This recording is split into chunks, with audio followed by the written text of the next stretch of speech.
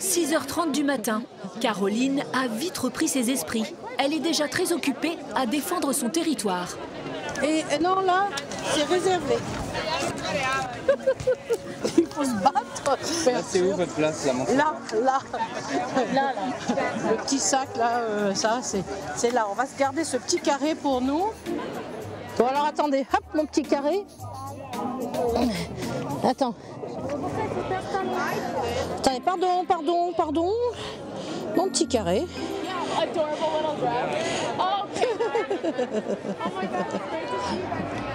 J'avais dit, si je viens à Rome, c'est pour être là. Et je n'ai jamais été là-bas au fond, il est hors de question que j'y sois un jour.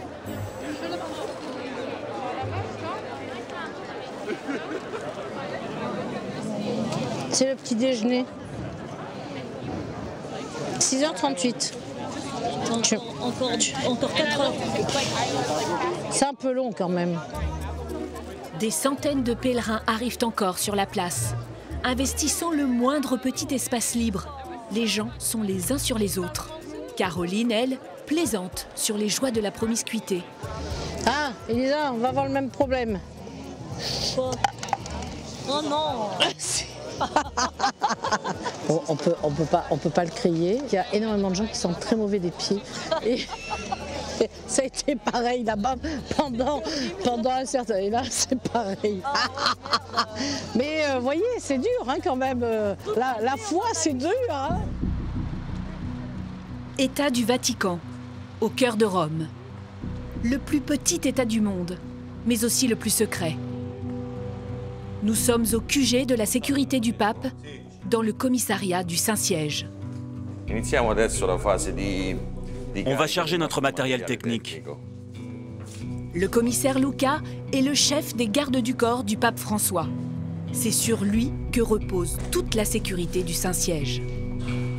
Depuis 8 ans, il dirige la brigade antiterroriste du Vatican et ses 130 hommes. Et qu'est-ce qu'il y a dans ces valises? Là, vous avez un poste de radio et d'autres matériels. Mais vous pouvez pas nous dire ce que c'est? Non, c'est du matériel technique. C'est pour des opérations spéciales. Mais il y a quoi exactement dedans? Attendez, je préfère qu'on n'en parle pas. S'il vous plaît, coupez la caméra. Un matériel classé secret défense qui accompagne le pape dans tous ses déplacements. Ce matin, comme chaque mercredi, le commissaire Luca va couvrir une sortie du pape sur la place Saint-Pierre. Pour lui, c'est un peu la répétition générale avant la canonisation. Nous traversons le Saint-Siège par l'intérieur. Jusqu'à cette zone, le pape est en sécurité, caché par les murailles du Vatican. Au-delà, les services de Luca prennent en main la sécurité du chef de l'Église catholique. Vous êtes ici sur le dernier parking du Vatican. Les gardes suisses ouvriront ce portail à 7 heures. Et c'est à travers ce tunnel que François accédera à la place Saint-Pierre. Il arrivera avec sa papa mobile et il rejoindra la place Saint-Pierre pour être accueilli par la foule des fidèles. Derrière ce portail, plusieurs milliers de personnes attendent la sortie du pape. Le voilà qui arrive. Le commissaire Luca court devant la voiture. C'est lui qui ouvre la marche. Pour lui, ces sorties sont toujours un moment critique. Car dans sa papa mobile, ouverte sur les côtés, le pape est à découvert. Ce que Luca redoute le plus, c'est l'attentat, le geste d'un fou ou d'un terroriste, comme ici même en 1981, lors de l'attaque contre Jean-Paul II. Avec Luca, 15 gardes du corps, armés, entièrement dévoués à leur pape. Car pour être sélectionné par le Vatican, il faut être catholique, pratiquant et célibataire. Luca est sous tension, car François ne prévient jamais de ce qu'il va faire. Il peut décider de s'arrêter, prendre des enfants dans les bras. Parfois, comme aujourd'hui, il descend de sa voiture pour un bain de foule et fait le reste de sa route à pied. Luca doit alors improviser. Il n'a plus aucune prise sur le pape. Il ne lui reste qu'à scruter la foule. La seule chose qu'on peut faire, c'est essayer de repérer des individus au comportement étrange, ceux qui ne sont pas adaptés à l'ambiance générale. Par exemple, une personne qui vient place Saint-Pierre et qui garde tout le temps la tête baissée, qui ne vit pas les mêmes émotions que les autres. C'est pas normal. Pour repérer les individus suspects, Luca et ses équipes ne sont pas tout seuls. Au-dessus d'eux et de la foule des pèlerins, un réseau de plus de 150 caméras dissimulées autour de la basilique Saint-Pierre, dont les images sont retransmises ici. Fabio, tu me fais un zoom sur la droite du parvis, là? Nous sommes dans les locaux de vidéosurveillance de l'État du Vatican. Dans ces murs ancestraux, un équipement high-tech. Pour surveiller ses fidèles, le Vatican déploie les grands moyens.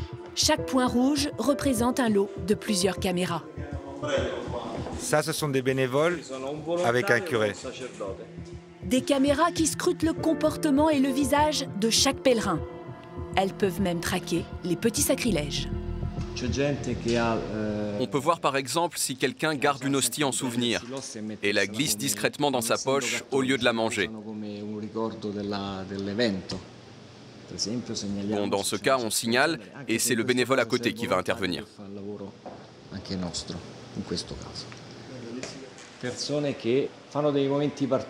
Mais on cherche plutôt quelqu'un qui ferait un geste brusque, qui monterait subitement sur une chaise. C'est arrivé la dernière fois, quelqu'un est sorti à toute allure, on l'a interpellé.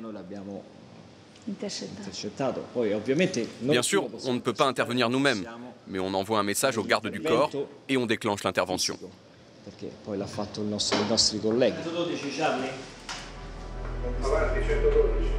La canonisation, dans quelques jours, sera le moment de tous les dangers. Car ce jour-là, 800 000 personnes vont débarquer à Rome. Sur la place Saint-Pierre, un épisode historique sans précédent va se jouer. Le pape François canonise 2 autres papes, Jean-Paul II et Jean XXIII. Un événement planétaire. 2 milliards de personnes regardent la cérémonie en direct à la télévision. Pour cette grande fête de la chrétienté, les pèlerins du monde entier affluent dans Rome. Dans la ville sainte, la foule est partout et les autorités sont débordées. Nous avons eu accès aux coulisses du Vatican, où le clergé se mobilise pour préparer l'événement. Nous avons suivi une famille venue de Nantes pour assister à la messe de canonisation. Caroline, elle, se battra jusqu'au bout pour tenter d'apercevoir son idole, le pape François. Voyage au cœur du Vatican, un lieu habituellement secret qui nous a ouvert ses portes pour cet événement exceptionnel. C'est à Nantes, très loin de Rome, que vit Laure de Volbock avec son mari et ses 3 enfants. Merci. Tu fermes la porte, s'il te plaît? Merci. Laure et son fils Baudouin préparent les sacs pour assister à la canonisation. Là, tu m'aides? Dans la famille, l'idole, c'est Jean-Paul II. C'est pour lui qu'ils vont faire ce pèlerinage. Ah oui, on a une statue de Jean-Paul II. Ce dimanche, Jean-Paul II va devenir saint. Pour les croyants comme Laure, cela veut dire qu'ils pourront le prier, tout comme Dieu. C'est quand même un pape, un saint qu'on a connu. Dans les livres de prière, etc., il y a des saints qui ont vécu au XVe, au XVIe, même au XIXe siècle, mais qu'on n'a pas connus, tandis que là, on se dit quand même qu'on l'a rencontré. Dans sa jeunesse, le mari de Laure a effectivement vu Jean-Paul II lors d'un de ses voyages en France. Il lui a même serré la main. Pour ce pèlerinage, la famille a choisi de partir avec la paroisse de leur quartier. Un périple de 22 heures qu'ils vont effectuer en car. Voilà, 1, 2, 3, 4, 5, c'est bon. C'est la première fois qu'ils se rendent à Rome tous les 5. Donc, fin prêt. Fin prêt, voilà, prêt à partir. Paroisse Sainte-Madeleine, dans un faubourg de Nantes. C'est là qu'a lieu le départ du pèlerinage. Mathieu est l'organisateur, c'est un ancien chef scout. Encadrer les pèlerinages, pour lui, c'est presque une vocation. Mathieu rame tout son groupe. La famille Volbock est là. C'est parti? Parti. Et bien sûr, le curé est aussi du voyage. Mon père, bienvenue.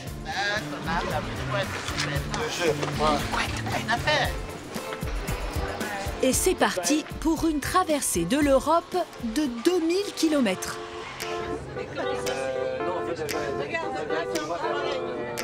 Mathieu, l'organisateur, a tout préparé dans les moindres détails.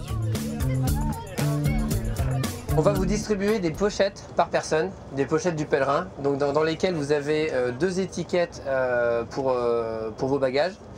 Vous avez une carte de Rome, vous avez un Magnificat. Un kit du parfait pèlerin qui ravit les passagers. On a une photo de Jean 23, de Jean-Paul II aussi? Oui. Ah, j'ai que Jean 23 moi. Moi j'ai les 2. Ah, il y en a qui ont de la chance. Il y a même un foulard orange pour retrouver ses amis pèlerins dans la foule. Et voilà. Oui. La nuit tombe. Parmi les passagers, une religieuse, Blandine. Ce qu'elle apprécie le plus, c'est de voyager entre fidèles. Merci. Le but, c'est de pouvoir vivre quelque chose ensemble. Sinon, on prendra chacun un avion, ou bien notre voiture, et puis on vivra notre pélé tout seul. Une aventure humaine. C'est ce que recherchent tous ces pèlerins. Même si, pour le moment, la priorité, c'est surtout de tuer le temps. Moi, je regarde le dîner de con. Hein. Parce que je trouve que c'est un bon film. Un film pas très catholique. Alors pour se rattraper, ces pèlerins high-tech ont emmené leur Bible numérique. Et figurez-vous que j'ai mon bréviaire dessus. Des prières dedans, des prières aussi. C'est fou ce que ça compte, la Bible. J'ai pris sur le site internet du Vatican le livret de la messe de canonisation qu'on va avoir dimanche. Et avant de s'endormir, une petite prière s'impose. Maintenant, Seigneur, tu peux me laisser m'en aller dans la paix. Maintenant, Seigneur, tu peux me laisser reposer. Il est minuit, il reste encore 1500 km à faire, plus de 17 heures de voyage. À Rome, les préparatifs de la cérémonie sont en cours. Nous sommes au couvent des Sœurs Oblates de l'Enfant Jésus, un ordre séculaire, discret, au cœur du Saint-Siège. Sœur Elvira, Sœur Martha et Sœur Rita sont les blanchisseuses du pape. C'est sec? C'est encore un peu humide. On prend juste cette rangée-là. Dans ce couvent, on lave et on repasse le linge personnel du Saint-Père depuis 4 siècles. Ici, le temps semble s'être arrêté. Le stress, les sœurs ne connaissent pas. C'est le linge du Vatican qu'on a lavé à la main et qu'on va maintenant repasser. À 2 jours de la canonisation, les petites sœurs du pape, comme on les appelle ici, ont pourtant beaucoup de travail. Il y a de quoi faire. Mais ça nous garde en forme. Depuis 3 semaines, elles travaillent 7 jours sur 7. Elles lavent et repassent les 1600 aubes de tous les prêtres, évêques et cardinaux qui célébreront la messe. Des aubes réservées aux grands événements du Saint-Siège. On fait tout à la main ici. On n'a pas de machine. Un travail lent, méticuleux. Les mêmes gestes, répétés depuis des siècles. Chaque costume répond à un code très précis. L'aube, que Sœur Elvira repasse, c'est une aube à 3 rayures, réservée aux évêques et aux cardinaux. Mais la robe la plus importante, bien sûr, c'est celle du pape. Alors, je vais préparer l'aube du Saint-Père. La voilà. Elle est blanc cassé et un peu plus longue que les autres. Et elle la met quand, cette aube? Quand il célèbre la messe, quand il donne sa bénédiction, tout le temps. Ici, les sœurs connaissent les papes par cœur.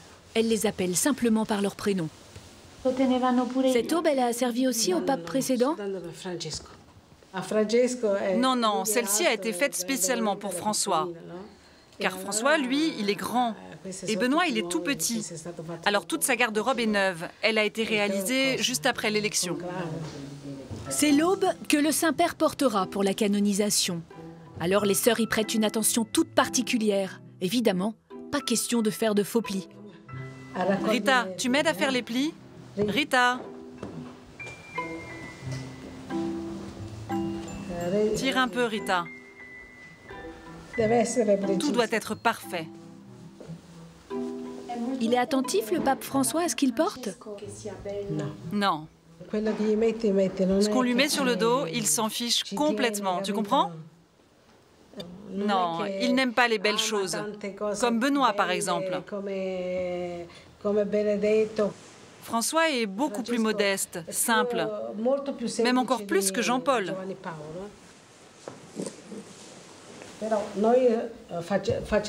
Mais nous, on s'applique quand même, hein.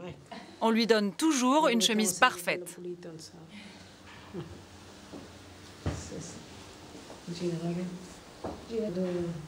La doyenne des repasseuses, c'est Rita. À 87 ans, cela fait plus de 60 ans qu'elle repasse. Depuis combien de temps vous travaillez ici? Depuis 1948. Et vous avez connu combien de papes? Tous ceux qui sont sur le mur. 1, 2, 3... 7 papes, Rita. 7 papes. Ça fait trop longtemps. Ça change trop souvent. Je m'en souviens que de 4, moi.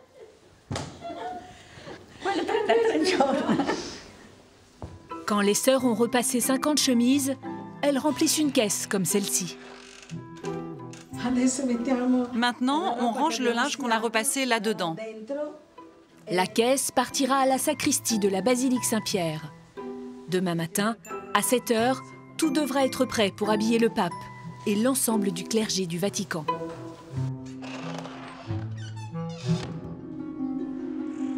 Place Saint-Pierre, le lendemain matin. Le soleil vient juste de se lever. Nous retrouvons le commissaire Luca. La place est déserte. C'est lui qui a totalement bouclé la zone. Allez, maintenant, tous les deux, vous allez faire l'inspection des colonnes. Seules ces équipes ont le droit de circuler sur le parvis. Elles procèdent à l'inspection générale des lieux avant la canonisation.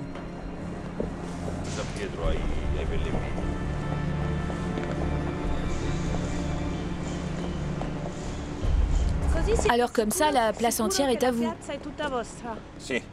Oui. Enfin, entre guillemets. Il faut qu'elle soit tout à nous pour qu'on puisse tout contrôler avant l'arrivée du Saint-Père. Et tout est sous contrôle? Oui, tout est sous contrôle.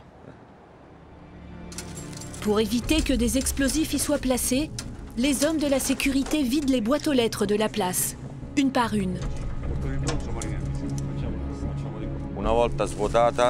Une fois qu'elles sont vides, le plus important, c'est de sceller l'ouverture.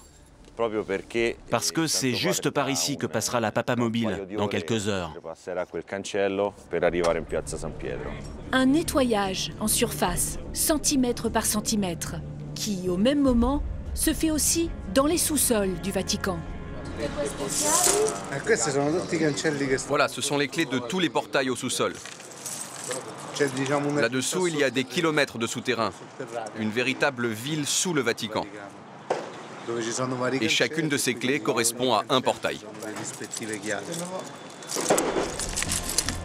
Une ville en sous-sol. La légende parle de catacombes ou de passages secrets. Ce qui est sûr, c'est qu'il existe des kilomètres de souterrain sous le Vatican. On peut y accéder par ces bouches d'égout. Les hommes du commissaire Luca vont s'assurer qu'il n'y a pas d'explosifs cachés là-dessous. Voilà, on va faire un contrôle visuel de ces passages d'égout. On a aussi cette machine, un détecteur d'explosifs. Il fonctionne en mesurant la concentration des gaz. Les équipes descendent pour 3 heures d'exploration souterraine.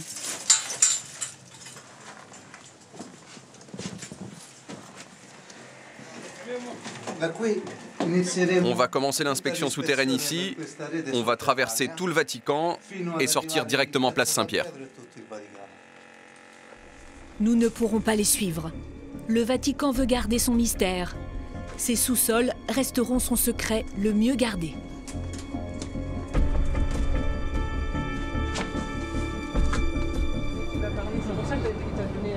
Après une nuit de route, le quart des pèlerins français franchit le tunnel du Fréjus. C'est l'arrivée en Italie. Buongiorno. On va descendre sur Gênes et longer toute la côte jusqu'à Rome.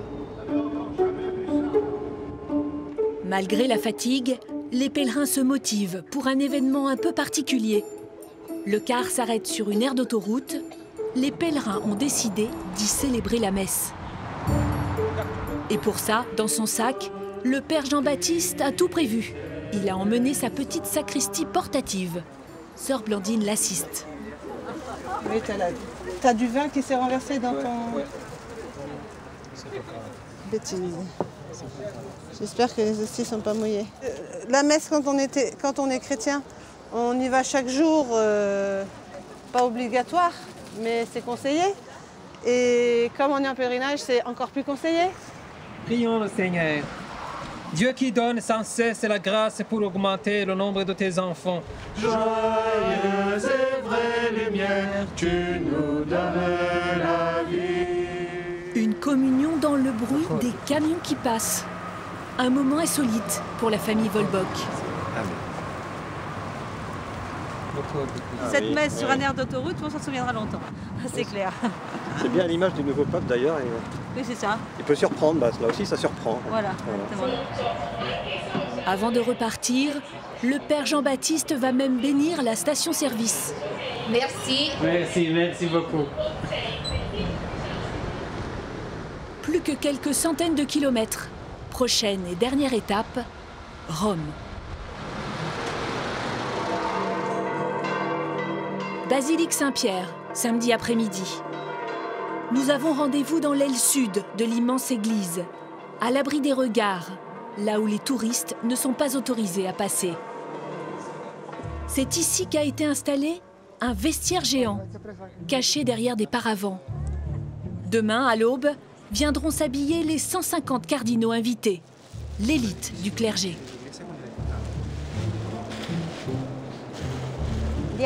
Allez, on y va. On est en retard, il y a du travail. Les 4 blanchisseuses du pape viennent d'arriver, avec une dernière fournée d'aube, fraîchement repassée. Consciencieusement, elles les classent selon leur taille. Taille 135 ? Demain matin, 1 heure avant la cérémonie, chacun des cardinaux trouvera sur les tables un kit complet, composé de tous les ornements liturgiques nécessaires à sa tenue. Martin, mets 9 étoiles par table. Le sacristain du pape, Padre Paolo, supervise les opérations. Il doit s'assurer qu'il y aura assez de tenues pour tous les religieux. Vous en avez mis combien jusqu'à présent? 9, 10, 11, 12. À 8 par table, plus ou moins 100, il en manque 50. Je vais les chercher. Passe par derrière pour aller les chercher, ne passe pas par la basilique. Oui, il faut tout finir là. Même pour une cérémonie officielle aussi codifiée, il sait qu'il peut y avoir des imprévus. On a préparé des tenues pour 150 cardinaux. Et les évêques? Des évêques, il y en aura 500 ou 700, ou peut-être même plus. Il y en a toujours qui viennent sans prévenir, donc on prépare toujours plus. Demain, quand tout sera en place, à partir de 8 h du matin, les 4 bonnes sœurs joueront les habilleuses pour les religieux. Ils vont s'habiller tous en même temps? Oui, il y en a un qui arrive, puis 3 ou 5 ou 10 d'un coup quelquefois. Et ils font la queue? Oui, c'est chacun son tour. Maintenant, ils le savent. Ils sont sages, ils sont patients.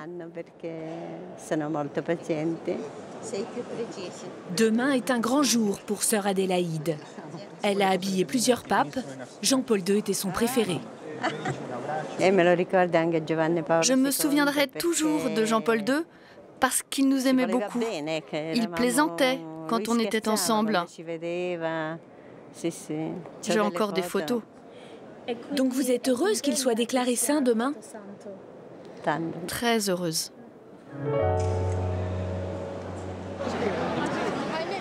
Il est 19 h. La canonisation commence dans 15 h. La place Saint-Pierre est fermée au public.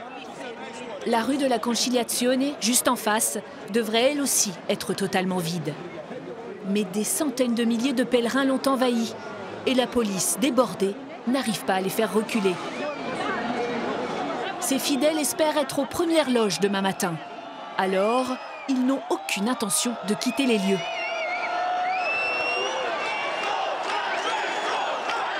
Pour protester, les pèlerins scandent les noms de leur pape.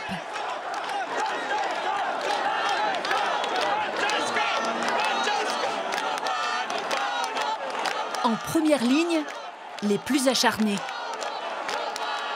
Comme Caroline, 59 ans, une forte tête, qui ne se laisse pas marcher sur les pieds. Elle est arrivée ce matin de Montpellier et elle est bien décidée à résister.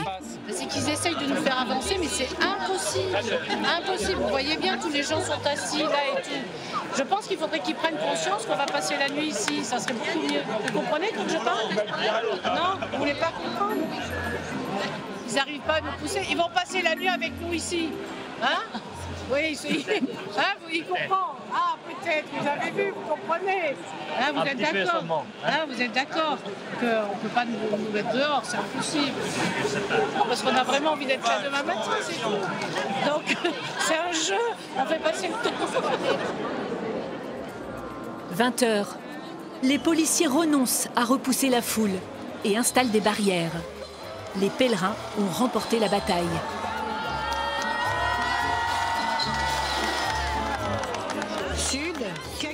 Caroline a fait le voyage avec sa belle-sœur, Elisa. Ensemble, elles ont lancé un défi à leur famille.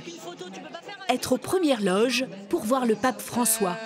Ça commence bien. Je fais une photo et on l'envoie à toute la famille, là. Leur dire on est tarés, quoi. C'est bon? Merci. Génial.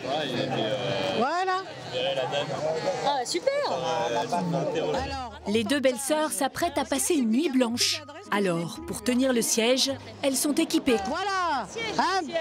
Petite vitamine. Mais debout, vous allez rester debout là? Non, on va s'asseoir. On a ça pour se mettre par terre. Hein.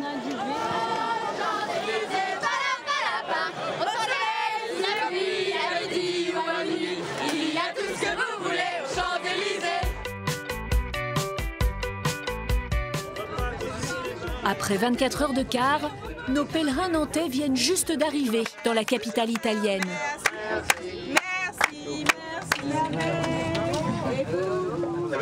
Ils partent à l'aventure, dans Rome, pour dénicher les meilleures places. Mais on vise de s'approcher le plus près possible de la place Saint-Pierre. Donc il est déjà très tard, mais on va faire ce qu'on peut. On traverse là. Allez, vite le passage là. Mais trouver son chemin la nuit dans une ville inconnue se révèle très compliqué. On n'est pas très loin là. Alors, on est parti. Il faut essayer d'avancer. Alors on va essayer d'avancer, on va rester groupés. Problème. Tous les pèlerins ont eu la même idée. Il est de plus en plus difficile de se frayer un chemin. On va essayer de se faufiler. Maintenant, on a Saint-Pierre en face. Saint-Pierre est effectivement en face, à 800 mètres à peine. Mais entre les Nantais et la basilique, plusieurs centaines de milliers de personnes agglutinées font déjà la queue. C'est déjà noir de monde. Et on va pouvoir difficilement s'approcher pour l'instant. On ne sait pas quand est-ce qu'ouvrent les portes. Donc on va sans doute rester quelques heures debout à attendre. Dans la confiance et la prière. Mais la confiance va très vite disparaître. Ils entament leur deuxième nuit sans sommeil et risquent de ne pas résister très longtemps. C'est comme vous souhaitez pour que ce soit aussi un bon souvenir et pas quelque chose de... Il y aura un peu de mouvement de foule, voilà. Il y aura un peu. Donc moi je... Faut que tu proposes à tout le monde. Mais c'est ce que je suis en train de vous seriez plutôt pour repartir? Je sais pas, je suis mitigée. C'est mitigé, c'est vrai que j'ai pas envie de la foule.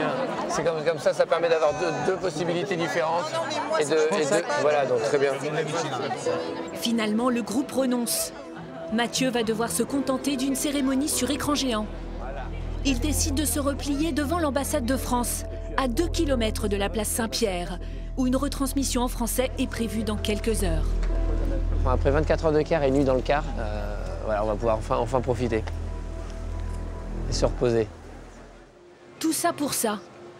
Mathieu et ses amis ne veulent pas l'admettre, mais la déception est grande. Au moins, ils pourront dormir quelques heures avant la cérémonie. Au même moment, à quelques mètres de la place Saint-Pierre, toujours bouclée, les pèlerins sont allongés à même le sol. Ils sont des centaines de milliers. Des enfants, des personnes âgées, des familles entières qui tentent de dormir, malgré l'inconfort et le bruit permanent. Qu'est-ce qui me donne un coup de pied, là? Caroline et Elisa se sont installées avec les moyens du bord. Elles essaient de se reposer, coincées contre leur barrière. J'ai ma petite polaire et un petit plaid, et voilà, et c'est tout. Hein. Et il fait pas froid, il fait pas froid. Ah, viens, ma petite. Ah, bon, on est pas mal. Caro est très confortable. Oui, ce qu'il y a, c'est que la barrière, elle part un peu en arrière, mais et c'est bien ça le problème. Les barrières sont sur le point de se décrocher. La sécurité essaie de les remettre en place. Mais qu'est-ce que t'as poussé comme ça, toi? Mais arrêtez, on peut pas, on est complètement serré. S'il vous plaît, s'il vous plaît. S'il vous plaît. Et on nous fera tout faire, hein. Mais on peut pas, on peut pas.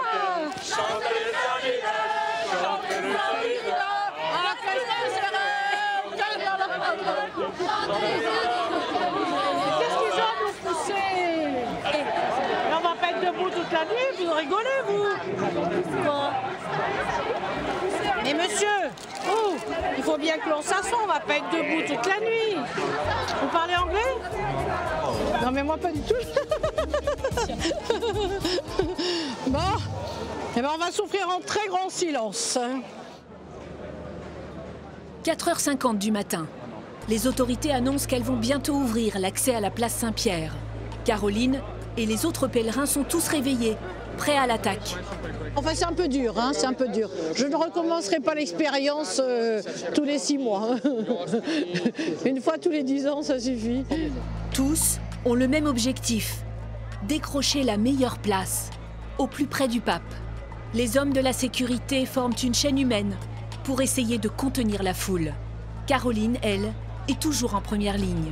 Derrière elle, la pression de centaines de milliers de personnes est très forte. Mais ne poussez pas! Dans la foule, plusieurs personnes s'évanouissent et sont évacuées. Des voix s'élèvent. Elles supplient les autorités de les libérer. Caroline et sa belle-sœur sont écrasées contre les gros bras qui les retiennent. Putain, mais ils sont fous! Doucement! Doucement! Mais c'est pas possible! Les services de sécurité craignent d'être débordés. Alors ils envoient même une sœur au front pour tenter de calmer la foule. Mais rien ne peut arrêter le déferlement de cette marée humaine. Dans la bousculade, nous perdons Caroline et sa belle-sœur. Comme les autres, elles se sont précipitées pour avoir le meilleur emplacement.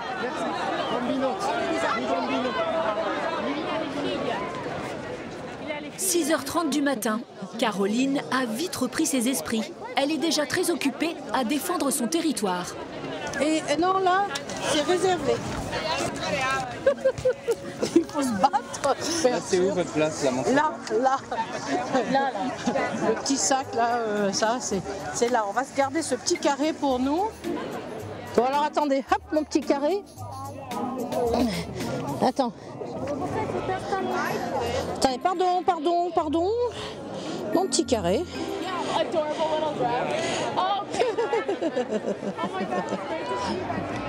J'avais dit, si je viens à Rome, c'est pour être là.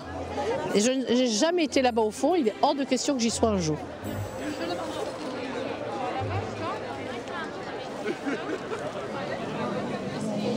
C'est le petit déjeuner. 6h38. Encore 4 heures. C'est un peu long quand même.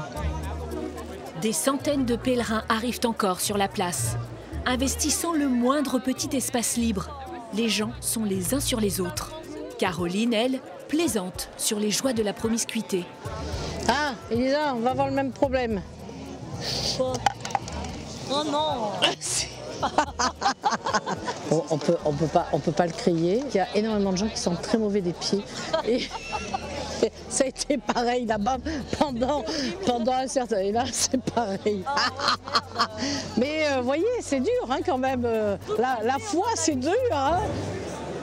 Et quand Caroline doit se rendre au sanitaire, installé le long de la place, elle se retrouve dans une file d'attente d'une centaine de personnes.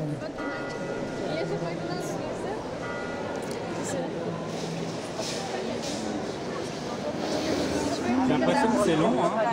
Ah, c'est même plus que long. Ça fait combien de temps là, que vous attendez?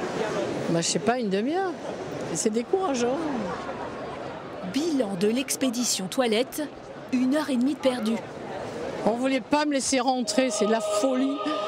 Du coup, Caroline est très pressée. La cérémonie va bientôt commencer.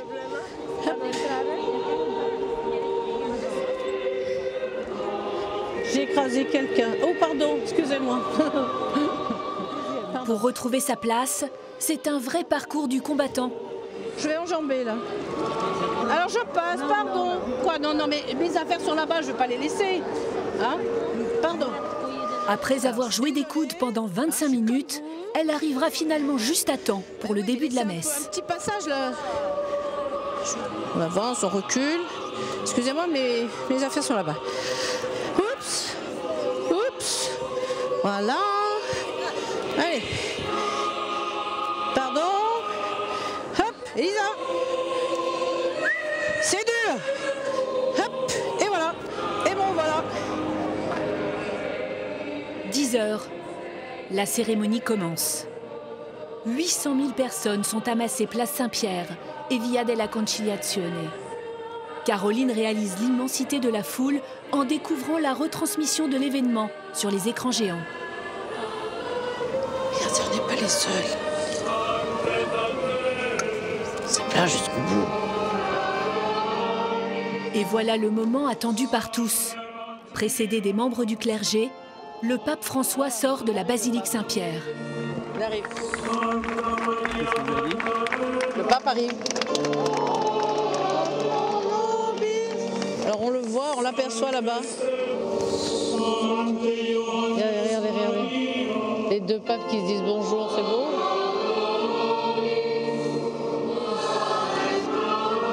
On dirait qu'il est très ému. Hein? Ouais.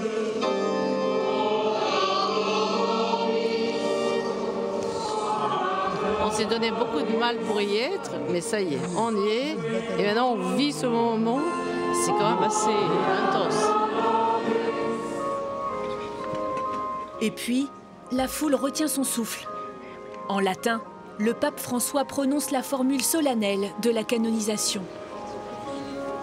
Beatos Ioannem vicessimum tertium et Ioannem Paulum secundum sanctos esse decernimus et definimus. Waouh, super! Le moment est historique. C'est la première fois que deux papes sont canonisés en même temps. À 2 km de là, sur la place Farnèse, les pèlerins nantais se réjouissent eux aussi. Moi qui fais partie de la génération Jean-Paul II, c'est une grande joie et je pense un des moments les plus forts dans ma vie à ce jour. Très réussi comme événement. Vraiment très émouvant. Et je suis sûre qu'il y a plein de choses dans les cœurs de tout le monde qui s'est produit. Place Saint-Pierre, la cérémonie est terminée. Mais Caroline et Elisa ne bougent pas, car le pape va leur faire un dernier cadeau.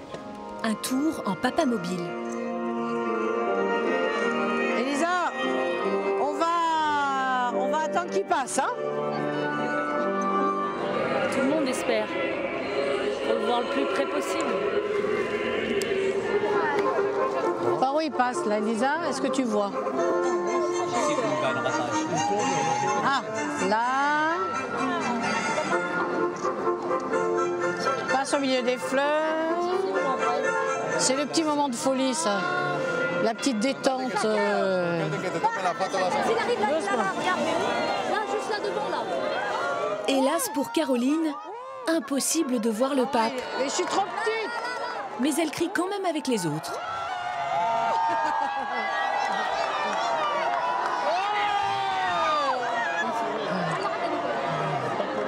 J'ai rien pu prendre. Mais ça fait rien, ça fait rien. Je l'ai en photo déjà. J'ai fait un film, moi. Cette fois, c'est bel et bien fini. Sauf qu'Elisa ne veut pas partir. Un peu frustrée, elle attend que le pape repasse devant elle. Caroline, elle, a une petite faim. Bon, ben Elisa, je te laisse là, hein. Au revoir. On la laisse. Elle est heureuse avec son pape. Moi, c'est bon. Au revoir Elisa, à l'an prochain. Hein. Salut.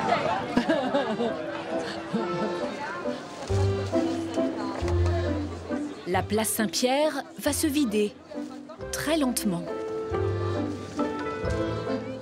Rome n'a plus qu'à effacer les traces de 48 heures d'un pèlerinage hors du commun.